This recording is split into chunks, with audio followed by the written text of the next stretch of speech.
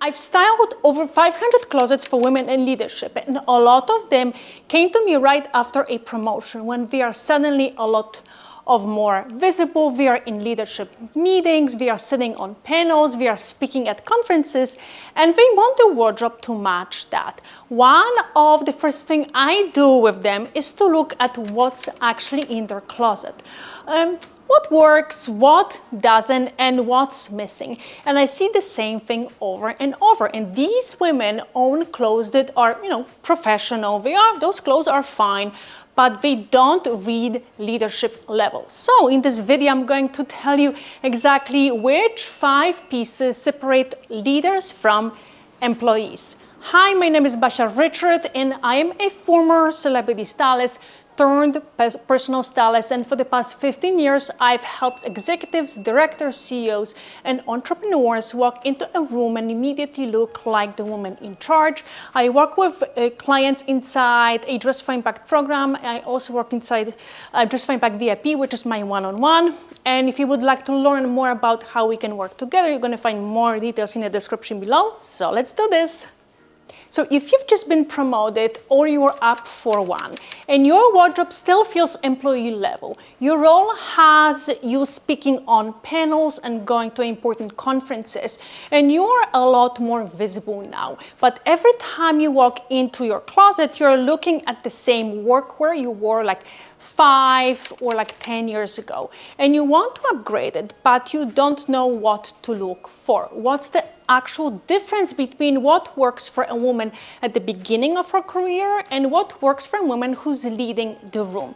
Because that's what you want now. A wardrobe that shows you're the leader and that you're the one leading the conversation. So exactly in this video, I'm going to show you side by side what is the main difference. So number 1, blazer. And here's the big difference between a blazer that looks every other employee's and the one that looks like a leader's. Now, it's the fit, it's the structure, and how well it's made. Because you can walk into any store on any day and buy a blazer. Every major retailer has plenty of them, but this is what separates them. The cheaper ones have almost no structure. Look at the shoulder line and you'll see it. It's totally flimsy, there's nothing holding it up, and it doesn't have that, that strong feel across the shoulders. Those blazers usually aren't really lined either. The fabric is thin and it won't hold its shape. If you are in leadership, you want a blazer that's structured and holds its shape. That's the whole job of a blazer. It doesn't matter if it's a single-breasted or maybe it's a double-breasted. That depends really on what fits you best. What matters is really the structure, especially through the shoulders. That blazer should be lined, the fabric is beautiful, and that the fit is right. The other thing I look for is when I shop for my leadership clients is texture. Textured fabrics are usually thicker, and a thicker fabric gives you more structure. It also looks more interesting, especially with something like a beautiful silk blouse under it. So instead of going straight for that traditional suit blazer, I look for the nice one with like a beautiful texture. So the second one is trousers. Now, when I start working with a client, this is one of the first things I pull out of the closets, the trousers with a lot of stretch in them. The ones that almost look like leggings. Those read entry level and they read cheap, and those always get replaced. Now, what I put in instead is a traditional trouser, a little bit of stretch for comfort, but that's it.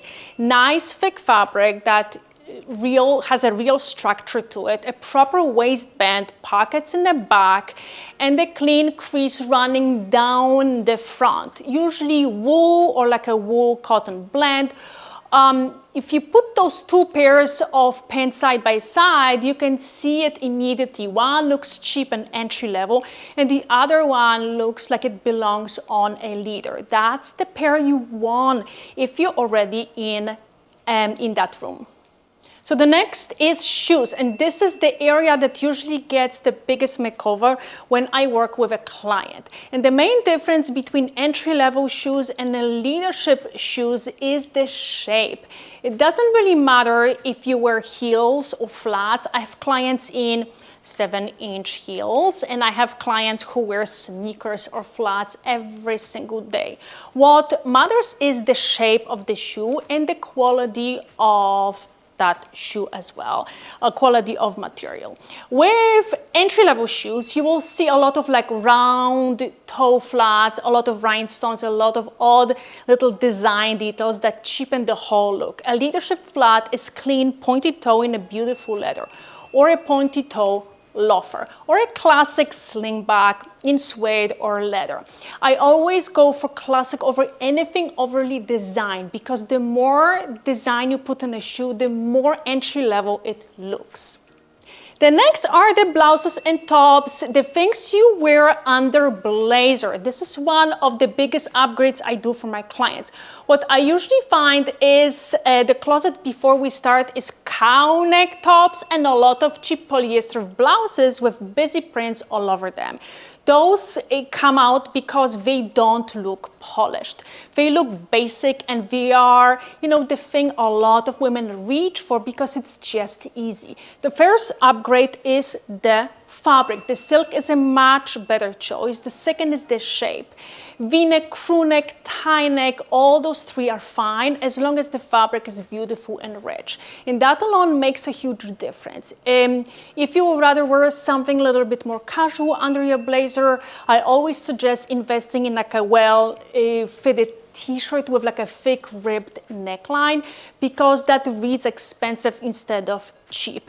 Another thing is your blouse should have some flow to them, a nice drape. That's another thing with those entry-level tops. Sometimes the shape is fine, but the fabric is thin, the details are overdone, and the print is busy, and all of that together makes the whole look underwhelming. And the last one isn't a piece, it's a color. A lot of cheaper clothes comes in colors that just look flat. The beiges, the grays, the muted purples, even the burgundies, they don't have any depth to them, and that's what makes them read entry level. What I don't mean is that you can't wear neutrals, you can. It's about the neutral itself. If it's beige, look for like this beautiful vanilla or like a milky beige, something with richness in it. Same with pastels, jewel tones, muted colors. All of it. You want depth. I'm going to show you like side by side so you can see it, what I mean. Even with white, you want a white that has some cream in it, that has some depth.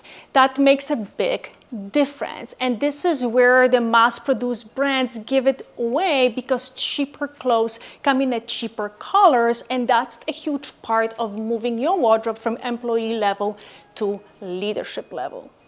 So now you know the 5 major workwear pieces that separate employees from leaders. If you want to learn more, or if you want to work with me, you're going to find more information in the description below. Don't forget to subscribe and hit the bell to get notified when I post a new video, which is every Wednesday. Thanks so much for watching, and I will see you next week.